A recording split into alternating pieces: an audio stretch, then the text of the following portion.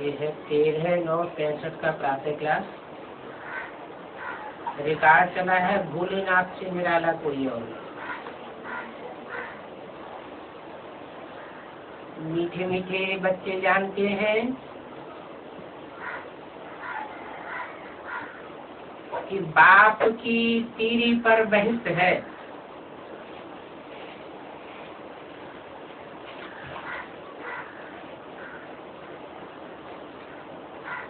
कभी बच्चे नहीं जानते।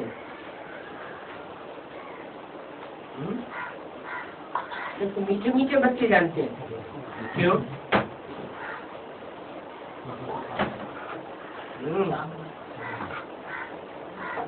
जो बाप की नारी लेते हैं वो रूहानी स्टेज के बच्चे होते हैं। बाप रूहों का है, वो रूहानी स्टेज में रहने वाला सदाशिव है, तो बच्चों को भी रूह की स्टेज में रहना पड़ेगा। रूहानियत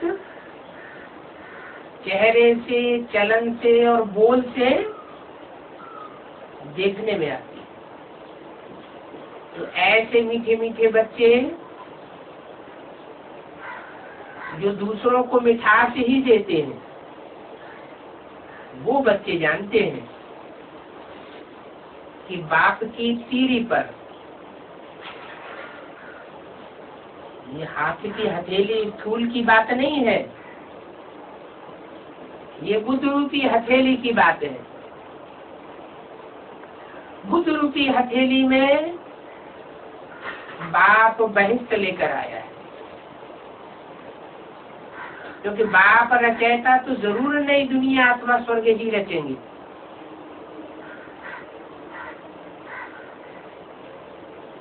कौन सा बाप रचयिता? रचना और रचयिता का संबंध साकार में होता है या निराकार में होता है? निराकार आत्मा है। निराकार आत्माओं का बाप सुप्रीम सोल, वो तो अनादि है। आत्माएं अनादि है, वो रची नहीं जाती हैं। और आत्माओं का बाप भी कोई रचने की बात नहीं, वो तो जो है सो तो है ही है। रचना उसे कहा जाता है जो पहले न हो फिर बाद में रचा गया। जैसे कुम्हार घड़ा तैयार करता है तो घड़ा पहले नहीं था। कुम्हार ने घड़ा बनाया तो कहेंगे कि घड़े की रचना की। तो रचने वाला भी चाहिए और रचना भी प्रैक्टिकल में चाहिए। तो फिर कौन से बाप की बात है?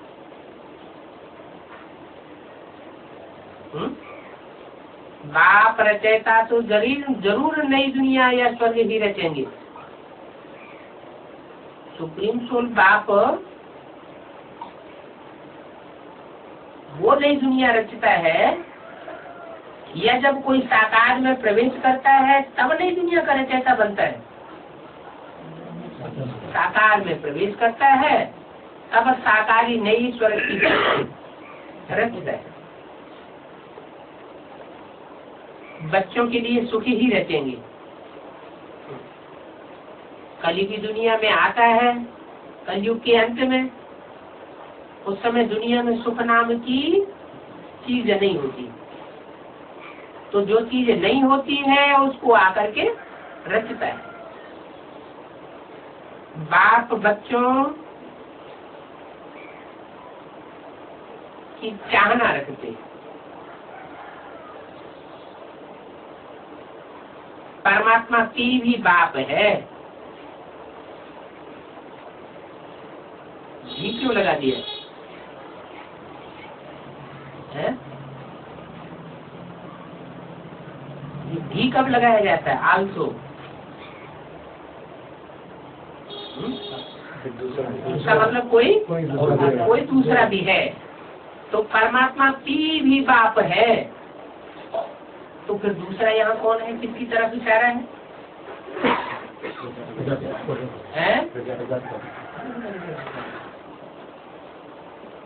परम पिता से किसे कहेंगे?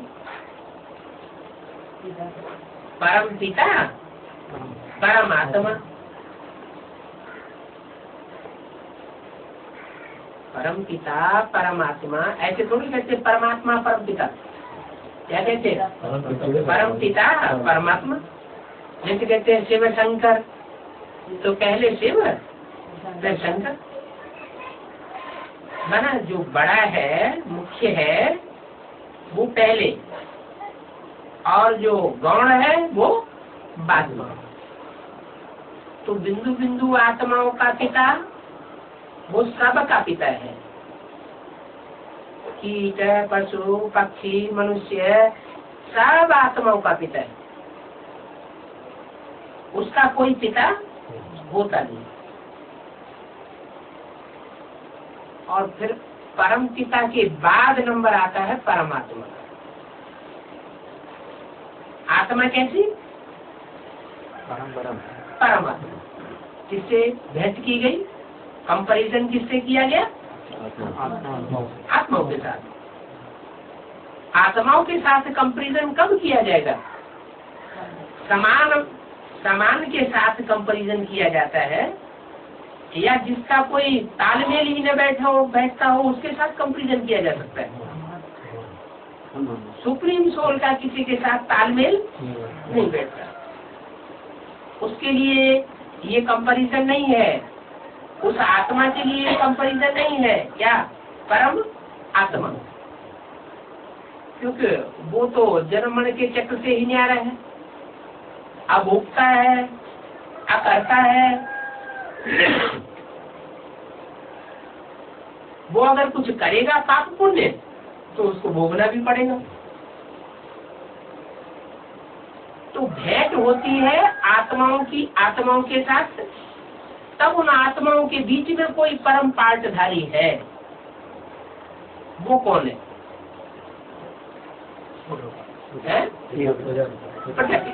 हीरो पार्टधारी। तो आत्माओं के बीच में जो परम पार्ट बजाने वाली आत्मा है, उसके लिए बोला परमात्मा की भी बाप है।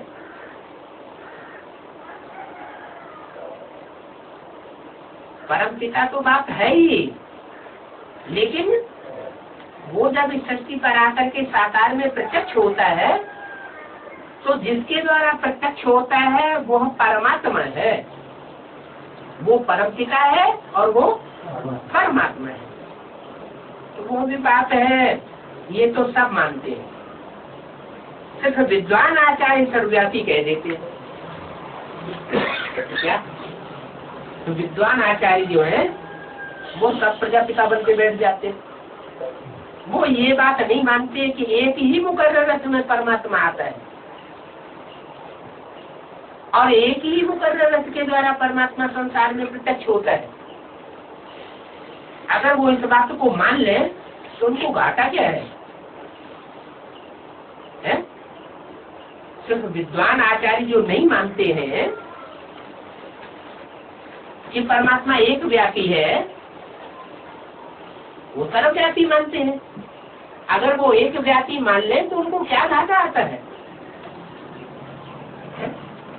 कुछ घाटा आता होगा ना? क्या घाटा आता है?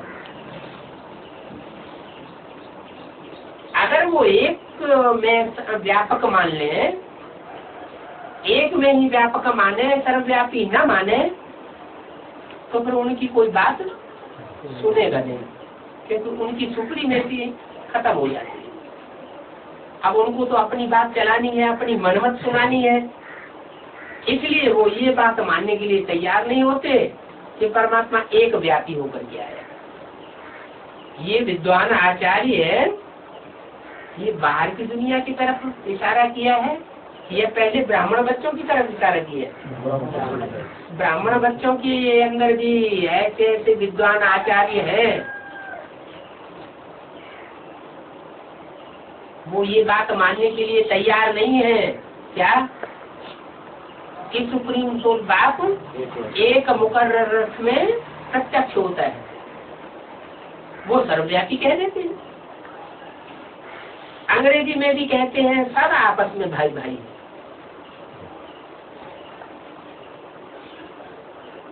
तो जब सब आपस में भाई भाई हैं तो ब्रदरहुड हुआ या फादरहुड हुआ?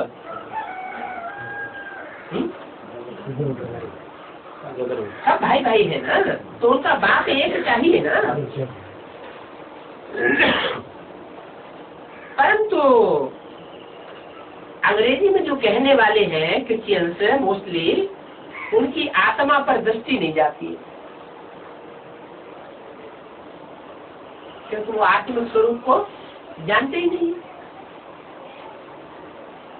वो ऐसे नहीं कहते हैं कि हम सब आत्माएं भाई भाई हैं, समझते हैं मनुष्य मात्र सब भाई भाई हैं। फीमेल आपस में बहने हैं और मेल आपस में भाई भाई हैं। तो ये देहभान से कहते हैं या आत्माभिमानियों के कहते हैं। देहभान से स्त्री पुरुष का जब भान आया या भाई बहन का भी अगर भान आया तो आत्मिक स्थिति पक्की नहीं कही जाएगी। आप समझाते हैं तुम आत्माएं भाई भाई हो क्या? जब तुम आत्मिक स्थिति में हो तो तुम सब भाई भाई हो।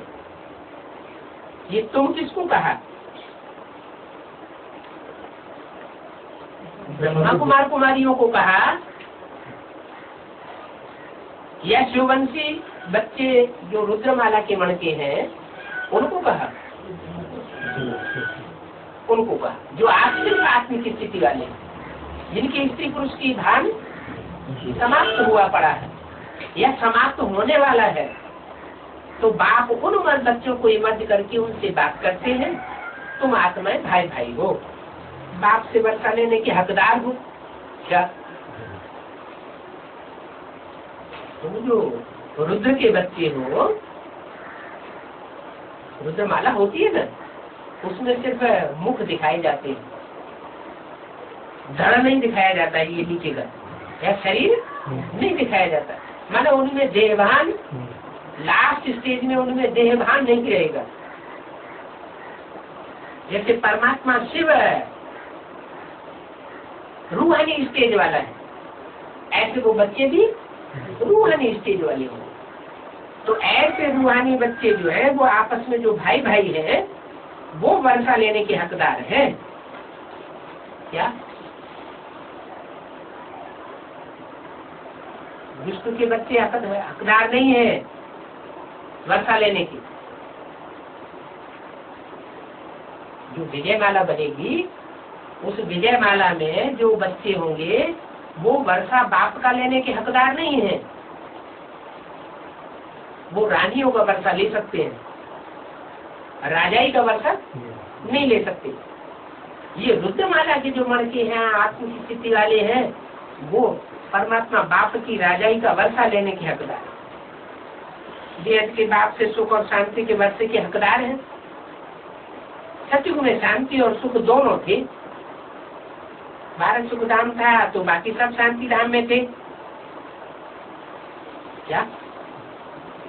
भारत में विदेश में क्या अंतर बताया? असली भारतवासी कौन है? नहीं, जो सुख का वर्षा लेते हैं, जीवन मुक्ति का वर्षा लेते हैं, माने जीवन में रहते रहते ही दुख दर्दों से मुक्ति हो जाती है। ये शरीर भी रहे, जीवन भी रहे, शरीर छूट न जाए। तथा कथित ब्रह्मा कुमार कुमारियों का क्या होता है? शरीर छूटा, क्योंकि उनके बाप का ही शरीर छूट गया। वो जिसको बाप मानते हैं, ब्रह्मा को क्या मानते हैं? वो माई बाप मानते हैं। तो उनका ही शरीर छूट गया तो सारी वंशावली कैसी होगी? शरीर छोड़ने वाली। तो जो शरीर छोड़ने वाले हैं उनको तो परम धाम की स्टेज में टिकना पड़े, मुक्ति प्राप्त करें। जीवन मुक्ति उनको प्राप्त नहीं होगी, बाद में होगी। लेकिन तुम बच्चे जो वो डायरेक्ट जीवन मुक्ति प्राप्त करते हैं। भारत सुखधाम था, दूसरा कोई देश सुखधाम नहीं बनता। क्या सुख का धाम कोई दूसरा देश नहीं बनता है जहाँ सुख ही सुख हो, दुख का नाम निशान न हो, ऐसा कोई देश नहीं बनता सिवाय भारत के। तो जब भारत सुखधाम होता है तब जितने ये दूसरे धर्म खंड हैं, दूसरे धर्म पिताओं ने जहाँ अपनी धारणाएं फैलाई है, वो सब शांति धाम में निवास करते हैं। क्या तो सत्युग आदि होगा तो सत्युग आदि में वो रुद्रमाला के मण के राज्य करेंगे और उनकी आत्मिक स्थिति में रहने वाली प्रजा होगी, वो सारी सूर्यवंशी होगी। ऐसी कोई आत्मा उनके अंदर मिक्स नहीं होगी जो द्वापर युग में जाकर दूसरे धर्मों में कन्वर्ट हो जाए। लक्ष्मी नारायण का ही राज्य था। अभी तो सबके लिए दुख धाम,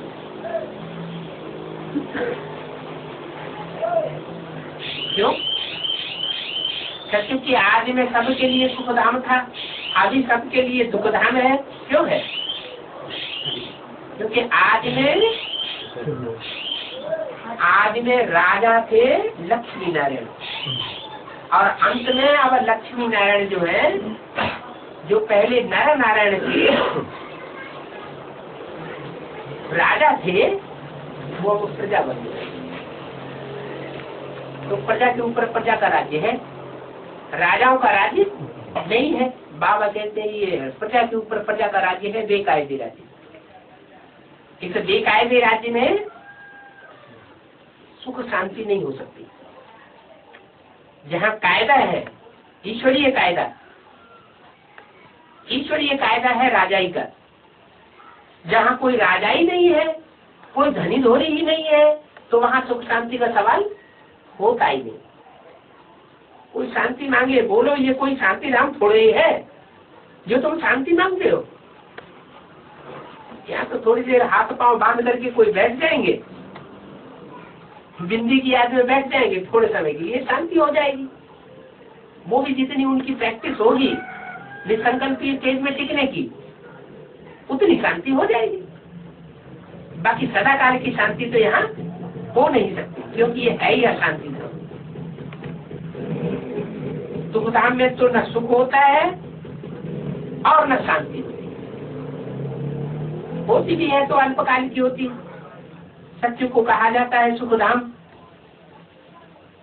क्यों? त्रेता में सुख धाम नहीं कह सकते है? सत्य को ही क्यों कहा जाता है सुख धाम?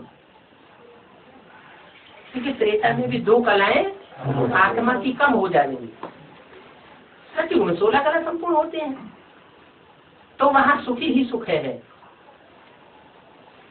और त्रेता में दुख तो नहीं होता है, लेकिन सुख की कोटि कम हो जाती है। इतनी सहज बात है। ये बाबा जो खुद मालिक था, ये भी भूल गया। किसकी तरफ इशारा किया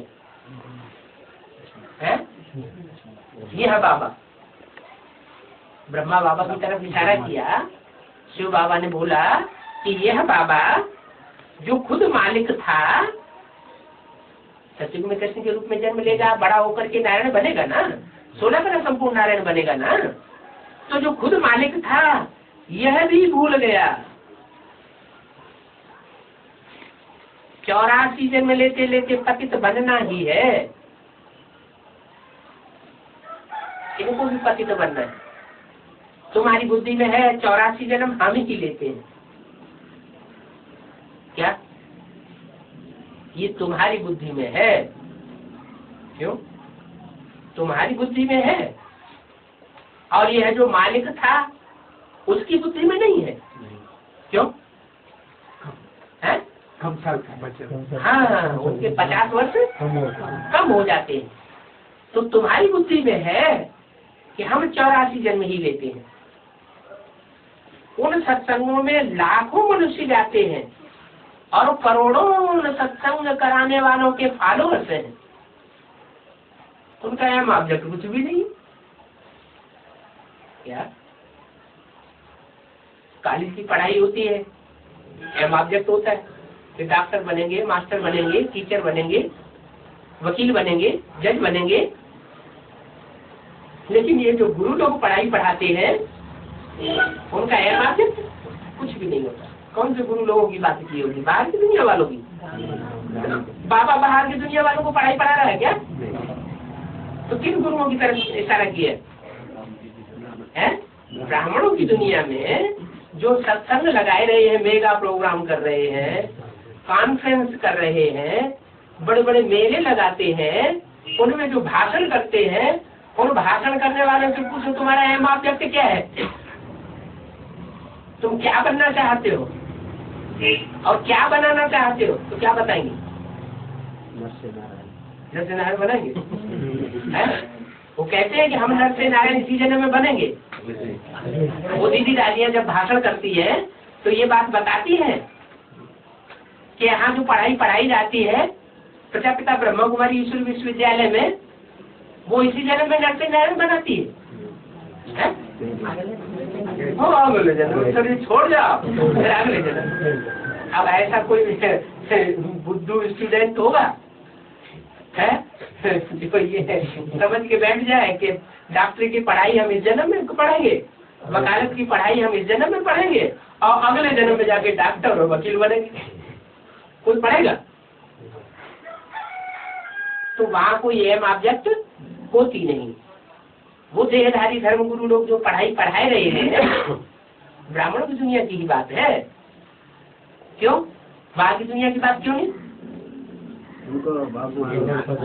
नहीं, बाहर की दुनिया की बात इसलिए नहीं है कि जब से हम ज्ञान में आए हैं तब से बाबा ने सिखाया है आप हुए मर गए दुनिया।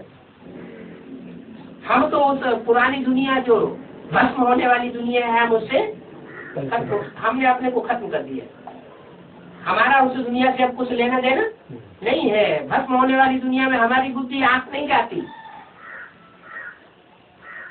अगर हमारी आंख जा भी रही है तो जो ब्रह्मा के पुत्र हैं, ब्रह्मा कुमार कुमारियां हैं, उनके लिए थोड़ी आस है कि आज नहीं तो कल सुधर जाएंगे। तो उनके जो गुरु हैं उनके लिए बात बताई, उनका एम ऑब्जेक्ट कुछ भी नहीं है, लेकिन उनके फॉलोअर्स करोड़ों हैं। और हम इतना समझाते हैं एक एक को, 100 को समझाएंगे तब कहीं एक ऐसा निकलता है जो रेगुलर स्टूडेंट बनता है। तो उनके करोड़ों फॉलोअर्स होते हैं, क्योंकि वो तो मजमा इकट्ठा कर लेते हैं लाखों करोड़ों का और उनको भाषण दे देते हैं, तो उनके फॉलोअर्स बन जाते हैं। तो उनमें और हमारे में क्या फर्क हुआ सत्संग में? है? हाँ, उनकी तो बहुत हुजूम हो जाता है और 5 पांडव तो 5 ही होते हैं। वो तो संख्या में इतने होते हैं कि उंगलियों पर गिने जा सकते हैं। तो वहाँ उनके करोड़ों फॉलोअर्स इसलिए हो जाते हैं कि वहाँ अंधश्रद्धा है, अंधविश्वास है, उनको एम ऑब्जेक्ट कुछ भी नहीं है। और हमारा तो एम ऑब्जेक्ट है, हमारी अंधश्रद्धा नहीं है। हम तो प्रैक्टिकल बात बताते हैं, मुरली की ही बात बताते हैं और शास्त्रों की ही बात बताते हैं। गीता में भी ये बात आई है क्या कि भगवान ने अर्जुन को कौन सा ज्ञान दिया? नर से नारायण और नारी को, द्रौपदी को नारायणी बनाने का ज्ञान दिया। तो गुरु से क्या मिलता है वो उनके फॉलोअर्स कुछ भी नहीं जानते। बस कह देते हैं सब ईश्वर के रूप है, आत्मा सु परमात्मा। क्या क्या कह देते हैं? आत्मा सु परमात्मा। अरे शंकर क्या होता है? हम सब शंकर हैं। स्थापना, पालना और विनाश ये सब काम हमारा है। हालांकि स्थापना करने वाले को परमात्मा नहीं कहा जाता है, पालना करने वाले को भी परमात्मा नहीं कहा जाता, जो परमात्मा है उसमें तो सुप्रीम सोल मुकर्रर रूप में प्रवेश करके वो कार्य कराता है जो न ब्रह्मा कर सकता है, न विष्णु कर सकता है, न इब्राहिम, बुद्ध, क्राइस्ट, गुरु नानक कोई भी नहीं कर सकते। वो कौन सा काम है? हाँ, विनाश कराने के लिए जो पुराने पुराने धर्म गुरु हैं और धर्म को फॉलो करने वालों का हुजूम है, वो बड़े कट्टर होते हैं। उनका विनाश कराना, पुरानेपन का विनाश कराना कोई सहज काम नहीं है। वो धर्म पिताएं आए, उन्होंने पूर्व के जो उनसे पहले का जो धर्म था उसका अपोजिशन नहीं किया, उसको नष्ट नहीं किया, अपनी धारणाएं सुना दी। जैसे घड़े में दूध भरा हुआ हो, नहीं विष भरा हुआ हो, तो द्वापर युग में आकर के तो देवताएं विशेष हो जाते हैं ना। तो उस विष भरे घड़े में उन्होंने थोड़ा अपना सात्विक ज्ञान, परम नाम से आई हुई नई आत्मा है, तो वो सात्विक ज्ञान डाल दिया। तो विष भरा घड़ा है, उसमें थोड़ा सा दूध चुल्लू पर डाल दो, हालांकि वो दूध भी उतना स्वच्छ नहीं है, तो क्या वो घड़ा जो है उसमें कोई परिवर्तन आएगा? वो दूध भी क्या हो जाएगा? वो भी हो जाएगा। तो जो भी धर्म पिताएं आए उन्होंने अपनी अपनी धारणाएं, नई नई धारणाओं की स्थापना कर दी, लेकिन पुरानेपन का विनाश करने का किसी में ताकत नहीं आई। तो ये जो कार्य जो कोई नहीं कर सकता है, वह कार्य जिसके द्वारा किया जाता है वही परमात्मा है, जो ऊपर बताया। क्या? परमात्मा पी भी बाप है। मैं हूँ बिंदु बिंदु आत्माओं का बाप, और वो है मनुष्य सृष्टि का बाप। कौन? प्रजापिता। तो वो तो कह देते हैं सब ईश्वर के रूप है। ईश्वर ने अपनी लीला रची है। अनेक प्रकार के मनुष्य हैं।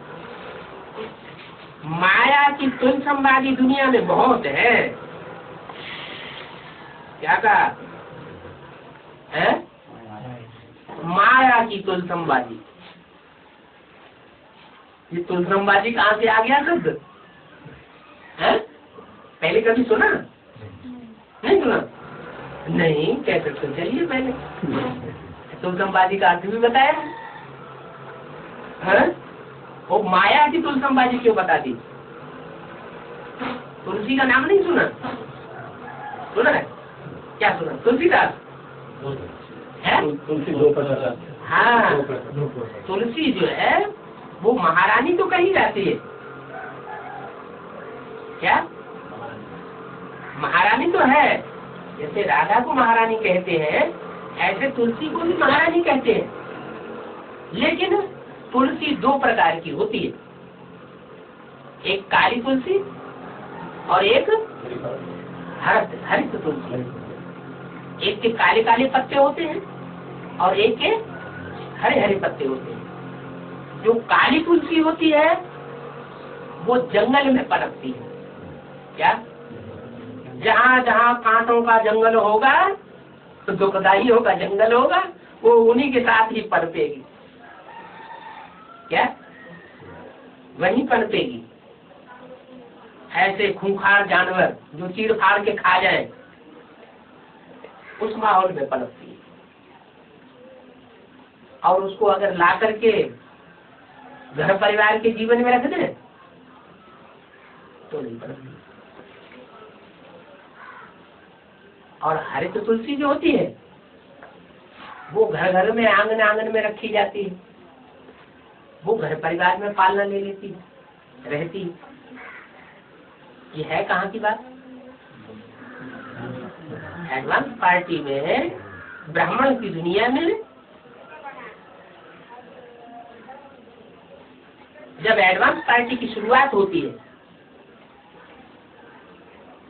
तो आदि में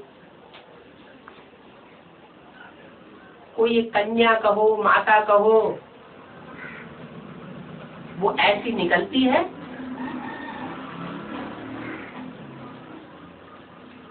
जो ईश्वर का विशेष सहयोग देती है। एडवांस पार्टीशन 76 की ही बात नहीं है, वो आत्मा यज्ञ के आदि में भी थी, जिसके लिए बाबा मुरली में कहते हैं एक पहले भंगिन आती थी यज्ञ के आदि में, सत्संग में आके बैठ जाती थी, बाबा के आके गले चिपट जाती थी सबके सामने, मैंने गले का हार बन जाती थी।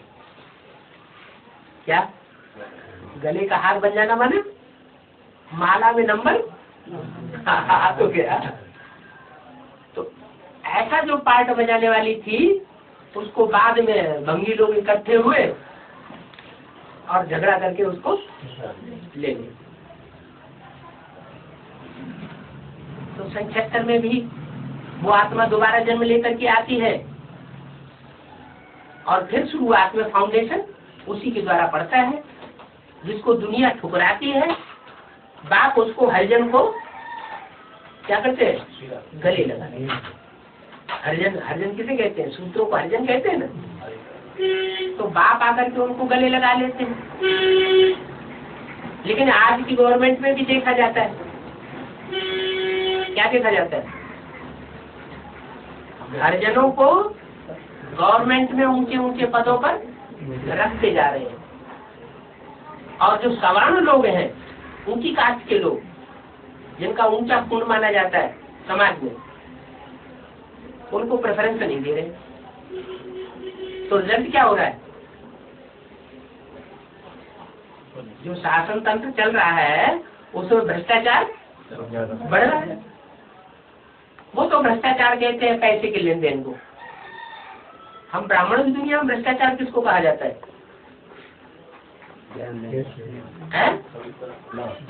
भ्रष्ट इंद्रियों का जो भ्रष्ट आचरण है उसको भ्रष्टाचार कहा जाता है। जो भ्रष्ट इंद्रियां, जो नीचे की इंद्रियां हैं, उनसे जो आचरण किया जाता है और वो आचरण भी भ्रष्ट किया जाता है, माना अनेकों के साथ संसर्ग संपर्क व्यभिचार में जाना, कर्म इंद्रियों का, वो है भ्रष्टाचार। हम ब्राह्मणों की परिभाषा में तो चाहे एडवांस पार्टी की आदि कहो और चाहे यज्ञ के आदि की बात कहो, यज्ञ स्थापना की बात, दोनों में वो आत्मा पार्ट बजाती है। शुरुआत में फाउंडेशन उसके द्वारा पड़ती है, लेकिन थोड़े समय फाउंडेशन रहने के बाद अपने पूर्व जन्म के स्वभाव संस्कार के आधार पर वो आत्मा वापस उसी कांटों के जंगल में चली जाए। लेकिन जो फाउंडेशन पड़ा उसका फायदा ये होता है कि वो जो हरित तुलसी है वो आ जाती है क्या, जो घर घर में आरोपित की जाती है, लेकिन उसको आंगन में रखा जाता है। क्या अंदर नहीं रखा जाता है, बेडरूम में कहीं देखा?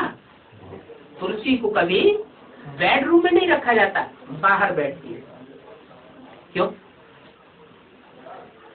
अगर चैतन्य रूप है तुलसी का तो चैतन्य में किसको बाहर बैठाया जाता है और कौन अंदर बैठते हैं? बाहर बैठा है। तो मीरा दासी कहो, कुछ ऐसा ब्राह्मण जीवन में चलते चलते कोई न कोई ऐसी गलती हो जाती है जिसकी वजह से वो दास दासी पद मिल जाता है। अच्छा, सबसे श्रेष्ठ दास दासी कौन होते हैं? माँ बाप। तो राजघराने में भी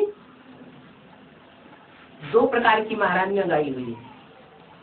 तो राजा होता है, उसके राज्य में एक होती है राजमाता और एक होती है राजरानी। क्या राज्य की कंट्रोलिंग किसके हाथ में होती है? राजमाता के हाथ में कंट्रोलिंग तो होती है, लेकिन वहाँ जो गद्दी लगाई जाती है, उस गद्दी में साथ में कौन बैठता है? राजरानी साथ में बैठती है। और बाजू में एक ऊंची कुर्सी पर दिखाई जाती है जहाँ राजमाता बैठती है। तो माता हुई ना, माना दास दासियों में सबसे ऊंचा पद प्राप्त करने वाली वो हुई तो दासी ना। तो दो प्रकार की हो गई देवियां। क्या? विष्णु रूप में जो महालक्ष्मी का जो पार्ट कहा जाता है, उसमें दो लक्ष्मी हो गई। एक लक्ष्मी वो जो राजमाता बनती है, और एक लक्ष्मी वो जो राजरानी बनती है। माना जो वैष्णो देवी है वो राजरानी बनती है, और रुद्रमाला की जो माता है, जिसे जगदम्बा कहा जाता है, जो सारी मनुष्य शक्ति का बीज है माता के रूप में, वो राजमाता बनती है। तो जरूर उससे कोई ऐसी गलती हुई है जिसके आधार पर उसको बाहर बैठाया जाता है भक्ति मार्ग में। अंदर की बात उसे नहीं बताई जाती। बाहर किसको बैठाया जाता है? कहीं ऐसा न हो कि लीक आउट कर दे, क्योंकि स्वभाव संस्कार ठीक नहीं है। तो यहाँ बोला माया की तुलसमबाजी दुनिया में बहुत है। माया की क्यों कहा? माया रावण की तुलसमबाजी क्यों बताई? राम की तुलसमबाजी क्यों नहीं है? कभी कभी ऐसे होता है कि अंदर से चाहना तो कुछ और होती है, लेकिन मारे अहंकार के उस चाहना को कोई व्यक्त नहीं कर पाता, या अपनी गलती को स्वीकार नहीं कर पाता। गलती अपनी होती है, लेकिन अहंकार के आधार पर वो गलती को स्वीकार नहीं करता। तो जब तक गलती स्वीकार नहीं हुई है, तब तक वो क्षमा नहीं होती है। तो तुलसी का भी ऐसा ही पार्ट है, चाहे वो काली तुलसी हो और चाहे हरित तुलसी हो। उन दोनों के पार्ट में ये विशेषता है कि वो सदैव महागौरी का पार्ट नहीं बजा सकते। क्या? जब अपने देहभान में आते हैं तो संहार पर भी उतर आते हैं। तो जगदम्बा महाकाली भी बनती है। क्या आवेशवाणी में बोला है कि प्रकृति दोनों हाथों में झाड़ू लेकर खड़ी है। इसका मतलब विनाश के लिए तैयार खड़ी है। तो विनाश शंकर जी का काम है या शक्तियों का काम है? क्यों? शंकर द्वारा विनाश गाया हुआ है, शक्तियों द्वारा विनाश गाया हुआ है कहीं? शक्तियों को संहार कारिणी कहते हैं। शंकर जी जो है वो तो याद में रहने वाला जीवा है। याद में रहना, मनसा शक्ति से सारा कार्य कराना, ये बहुत ऊंची बात है। वो मनसा की पावर से जितने भी असुर हैं उन सबका संहार करा देना, ये शंकर का काम है। खुद नहीं करता है, शक्तियों के द्वारा कराता है। अब चूंकि तौल में देखा जाए तो स्त्री में ज्यादा देहभान होता है या पुरुष में ज्यादा देहभान होता है?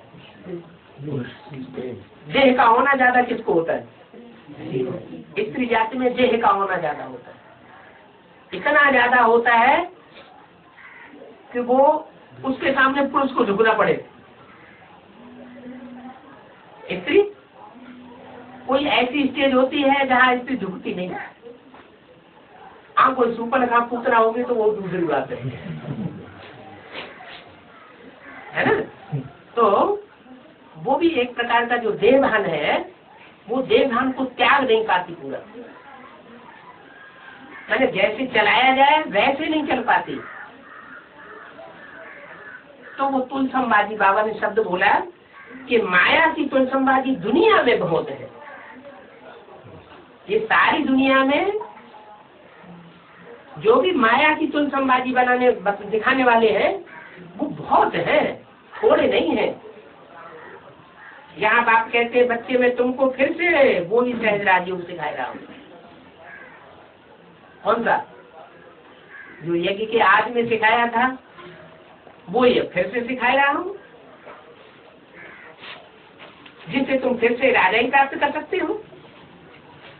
ड्रामा तुमको पुरुषार्थ अवश्य करावेगा। कौन सा पुरुषार्थ? राजाई प्राप्त करने का पुरुषार्थ ड्रामा तुमको जरूर कराएगा। ड्रामा अनुसार बाप को भी आना पड़ता है, आना पड़ता है क्या? आना नहीं चाहते, आना पड़ता है पतित दुनिया को पावन बनाने के लिए। माने इस पतित दुनिया में, इस चीची दुनिया में, इस व्यभिचारी दुनिया में बाप आना नहीं चाहते, फिर भी आना पड़ता है। किस लिए आना पड़ता है? क्योंकि उनका पार्टी है पतितों को पावन बनाना। अब वो चाहे काली तुलसी हो और चाहे हरित तुलसी हो, कुछ पतित पने का कार्य हो जाता है तो उन पतितों को पावन बनाने के लिए बाप बांधा हुआ है। तो मुझे आना पड़ता है पति दुनिया को पावन बनाने के लिए। बाप आत्माओं को बैठ समझाते हैं क्या? ये माया की तुलसमबाजी वाली बात जो है, जो आत्मिक स्थिति में स्थित होने वाले बच्चे हैं वो ही समझ सकते हैं। जो देवाना वाले होंगे वो अंत तक इसका अपोजिशन करेंगे। ध्यान नहीं मानते ये तुलसमबाजी का ये अर्थ होता है। क्यों अपोजिशन करेंगे? क्योंकि वो है तुलसी की भगत। जब बाप आया हुआ है तो बाप को मान्यता देना चाहिए या देवियों को मान्यता देना चाहिए? बाप को मान्यता देना चाहिए। मान्यता क्या? अगर श्रीमत की बातों में कहीं टकराव हो जाता है,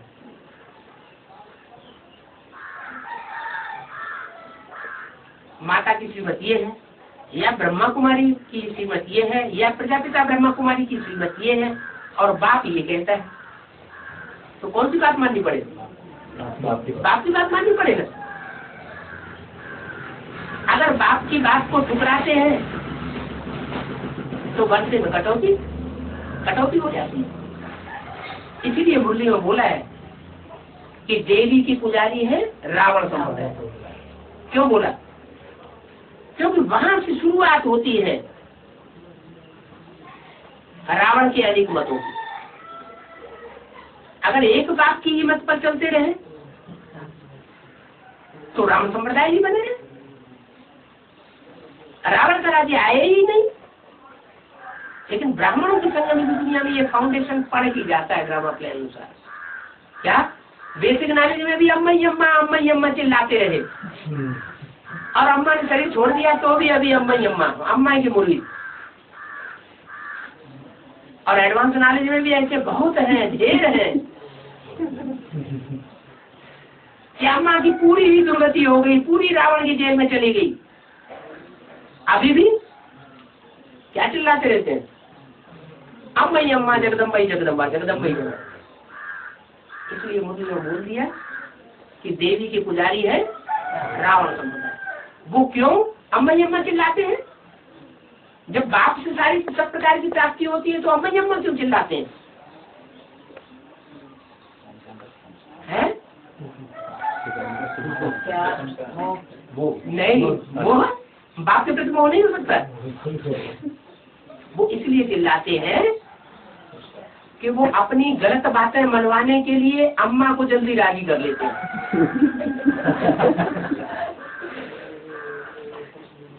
बाप उनकी बातों को छलावे में नहीं आता। अम्मा की इतनी दूरदृष्टि नहीं है, इन बच्चों की सब बातें मान लेने से विश्व का कल्याण हो जाएगा। बाप की दूरदृष्टि होती है।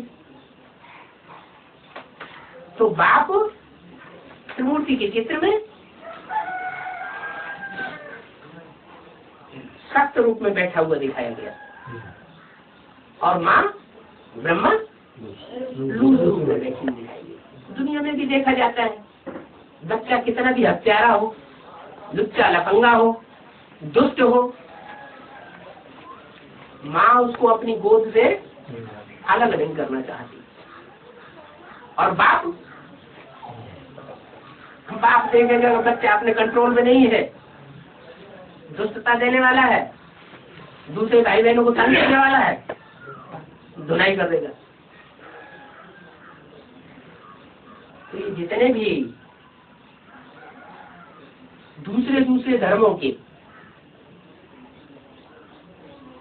नारायण हैं, जो कम कला के नारायण बनते हैं, जो द्वापर युग से दूसरे धर्मों में कन्वर्ट हो जाते हैं, तो बाप को मान्यता नहीं देते। क्या इसको मान्यता देते हैं? माँ को, ब्रह्मा को मान्यता देते हैं। मरते मरते मर जाएंगे, लेकिन अम्मा गीता का भगवान बना रहेगा। ब्रह्मा को ही गीता का भगवान कहेंगे। वो गीता का भगवान उनकी बुद्धि में शिव शंकर भोलेनाथ बैठ नहीं सकता, और गीता का भगवान शिव शंकर भोलेनाथ उनकी बुद्धि में नहीं बैठेगा, तो गीता ऐसी होगी बन नहीं सकती कि वो बाप से वर्षा दिलाई सके। गीता तू सच्ची गीता है। मुरली में क्या बोला? गीता तू सच्ची गीता है। इसका मतलब ये हुआ कि जगदम्बा का पार्ट बजाने वाली अंदर से सच्ची है, लेकिन माया की जो तुलसमबाजी है ना, वो तुलसमबाजी उसकी अपनी नहीं है। किसकी है? माया की। माया बेटी ने उसकी बुद्धि को ऐसा भ्रमित कर दिया कि बाप की बात मानने की बजाय अपने बच्चों की तरफ धुर जाती है।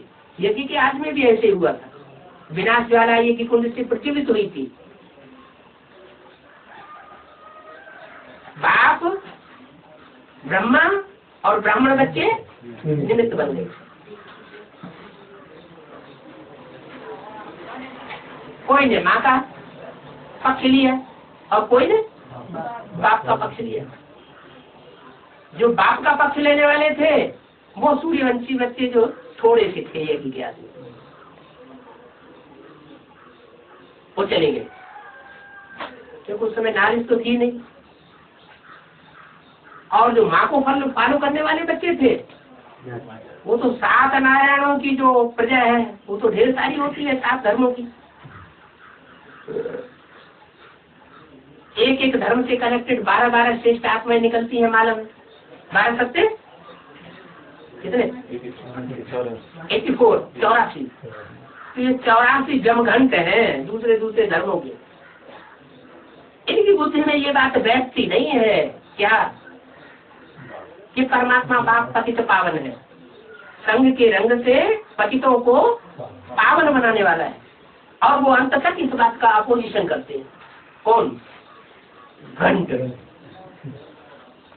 क्या मंदिर में जाते हैं? तो घंट बजेगा पहले। शिव शंकर के मंदिर में जाएंगे या शिवलिंग के मंदिर में ही जाएंगे तो वहां तो बहुत घंटे होते हैं, तो घंटे बजाएंगे। उनकी बुद्धि में घंटे क्यों बजाते हैं? उनकी बुद्धि में, भक्तों की बुद्धि में बैठा हुआ है कि शंकर पार्वती जो है वो हमारी तरह पड़े हुए होंगे, तो उठ के बैठ जाओ, हम आ रहे हैं।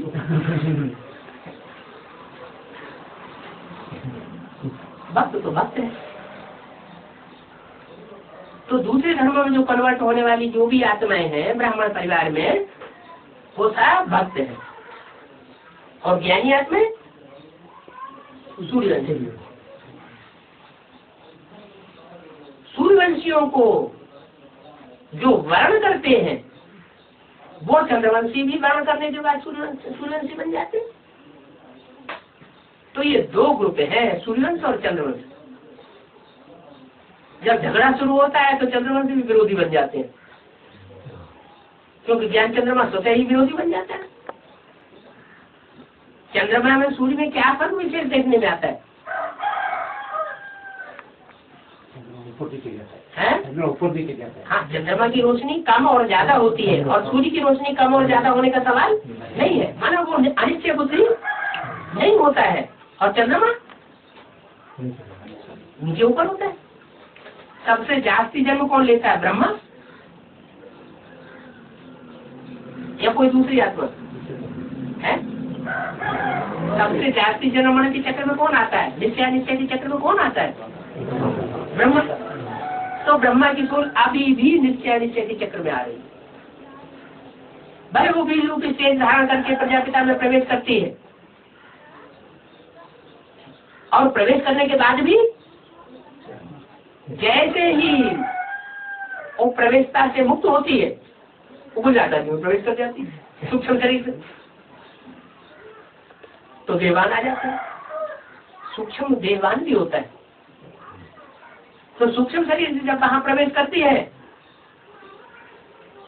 तो फिर बुद्धि परम जाती है। तो ये माँ का मोह जल्दी खत्म नहीं होता। तो ये है माया की तुल संवादी। माया ने सारी दुनिया को अपने पंजे में फंसाए रखा है। सारी दुनिया में जगत पिता और जगदम्बा भी आ जाते हैं, लेकिन जगत पिता में मुकर्रर रूप से प्रवेश है कौन? शिव बाप, जिसे मायापति कहा जाता है, प्रकृतिपति कहा जाता है। तो जिसमें शिव प्रवेश है वो माया के कंट्रोल में आएगा, प्रकृति के कंट्रोल में आएगा, या प्रकृति को और माया को कंट्रोल करके छोड़ेगा? कितनी भी तुल संवादी दिखाए, लेकिन वो कंट्रोल में आने वाला नहीं है। और अभी तो अव्यक्तवाणी में भी ये बात बोल दी, क्या कि माया अब थक गई, प्रकृति भी थक गई है, तंग आ गई है। तो माया थक गई है तो वो जान चुकी है कि अब हमारा राज्य अब जाने वाला है। अब कोई गुंजाइश नहीं। और प्रकृति, माया और प्रकृति के बीच में ज्यादा बुद्धिशाली कौन है?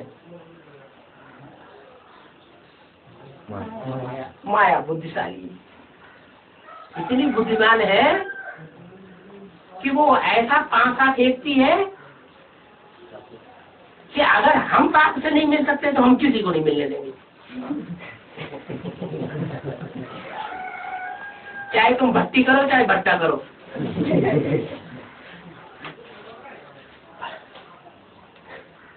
लेकिन बाप भी बड़ा चतुर सुजान है।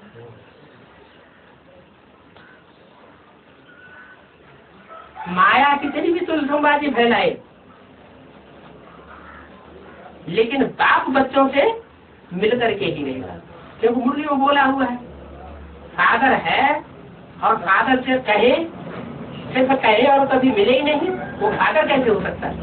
सारी दुनिया की जो भी आत्माएं हैं सबसे आकर के मिलते हैं। तो जब जो बच्चे बाप के घर में जाकर के निश्चय बुद्धि बनते हैं, जन्म लेते हैं, उन बच्चों से बाप नहीं मिलेगा। लौकिक दुनिया में भी घर में बच्चा पैदा होता है तो माँ मुखड़ा देखे या न देखे, लेकिन बाप जरूर देखेगा। माँ बीमार पड़ जाती है, हॉस्पिटल में पड़ी हुई माँ बीमार है, अचेता अवस्था में है, वो पता भी नहीं चलता उसको बच्चा पैदा हुआ कि नहीं हुआ, लेकिन बाप उसका मुखड़ा जरूर देखता है। तो माया बुद्धिशाली है, प्रकृति जड़त्वमयी है। प्रकृति को इतना अकल नहीं है। भले वो जगत की माँ है, लेकिन जगत पिता के मुकाबले उसमें बुद्धि उतनी नहीं है। तो बुद्धि न होने की वजह से माया की चक्री में आ जाती है। जो माया रावण के संप्रदाय है वो उसे बरगलाए लेते हैं। किसको? प्रकृति माता को बरगलाए लेते हैं। जब बुद्धि को ही बरगलाए लिया, किसी की बुद्धि को बस में कर लो फिर उससे चाहे जैसे काम करवाते रहो। तो दोषी कौन हुआ? असली दोषी कौन है, माया या प्रकृति? भले प्रकृति सारी दुनिया का विनाश करा देगी, जब तंग हो जाएगी तो क्या करेगी? सारी दुनिया का विनाश करा देगी, सारे ब्राह्मण परिवार का विनाश कर, चाहे वी के हो चाहे टीवी को हो, सब स्वाहा। क्या इतनी ताकत है? क्योंकि बाप की पहली रचना है कौन? प्रकृति, जगदम्बा, सारे जगत की माँ, वो फर्स्ट रचना है, तो पावरफुल तो होगी ना, शेष रचना नहीं है। क्या पुरुष की पहली रचना कौन होती है? स्त्री। लेकिन उसकी शेष रचना कौन होती है जो वर्षा पाती है? बच्चा। क्योंकि जो माता है, माता का चोला ही इस तरह का है कि वो सब कुछ अपना अपने बच्चे के प्रति अर्पण कर देती है। क्या बच्चा कैसा भी हो, दुष्ट से दुष्ट क्यों न हो, लेकिन अपने बच्चे को सब कुछ अर्पण कर देगी। पति की भी बात न माने न माने, लेकिन बच्चे की तरफदारी जरूर देगी। तो ऐसे ही प्रकृति है, प्रकृति ही इन सारी बातों का, परंपराओं का फाउंडेशन डालती है। प्रकृति भले रावण के पंजे में है, लेकिन प्रकृति माता का दोष नहीं है। इस सारी सृष्टि को द्वापर युग से पलूट किया है प्रकृति को दूसरे दूसरे धर्म के फॉलोअर्स ने। प्रकृति माता को पलूट करना, ये गीता का खंडन करना, ये बहुत खराब बात है। कोई बच्चा हो और माता का ही पति बन के बैठ जाए, तो इससे ज्यादा महापाप कुछ और होगा क्या? होगा है? कोई बच्चा हो और वो माता का पति बन के बैठ जाए, तो इससे बड़ा पाप कोई होता है क्या? नहीं होता। इतने इतने जघन्य अपराध करने वाले उस माता को अपने कंट्रोल में लेकर के बैठते हैं।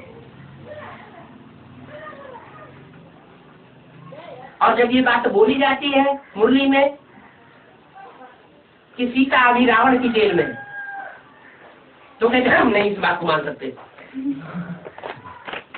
तो सीता को कंट्रोल करके बैठे हुए हैं, तो मानेंगे क्यों? कोई अपने को चोर डकैत भले हो, लेकिन वो अपने स्वीकार करता है। अगर उसके सामने कहे चोर हो तो उनको गुस्सा आ जाएगा।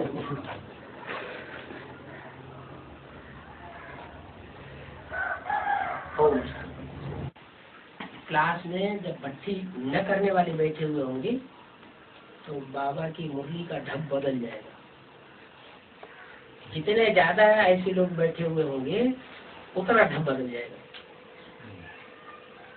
अगर पूरे ही पक्के सारे ही भट्टी करने वाले पके हुए टीवी के बैठे होंगे तो बाबा की वाणी टीवी के लिए चलेगी। अगर कोर्स लिया है एडवांस, भट्टी नहीं की है, तो मीडियम साइज की चलेगी। और अगर कोर्स भी न लेने वाले, बिल्कुल ही अनिश्चय बुद्धि है, ऐसे लोगों की संख्या ज्यादा बैठी होगी तो जनरल पब्लिक की वाणी चल जाएगी। जो गुहे राज है वो नहीं खुलेंगे।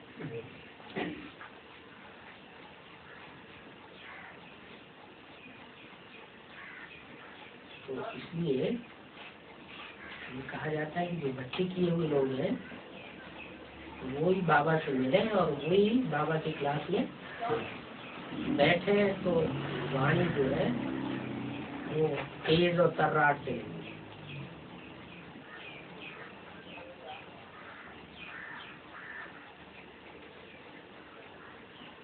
कभी कभी ऐसा भी होता है, कोई बांधेली माताएं जिन्होंने भक्ति नहीं कर पाई है लेकिन निश्चय बुद्धि बड़ी पक्की होती है, तो जैसे कोई अपवाद होता है एक्स्ट्रा ऑर्डिनरी, उनकी बात है। भाइयों में भी कोई कोई ऐसे होते हैं, भले भक्ति नहीं की है, क्या भले उनकी भक्ति की छाप नहीं लगी है, तो उन्होंने 2-4 को एडवांस कोर्स देकर के ज्ञान खींच लेते, इतने पक्के मजबूत हो जाते हैं। तो सीता को कंट्रोल करके बैठे हुए तो मारेंगे क्यों?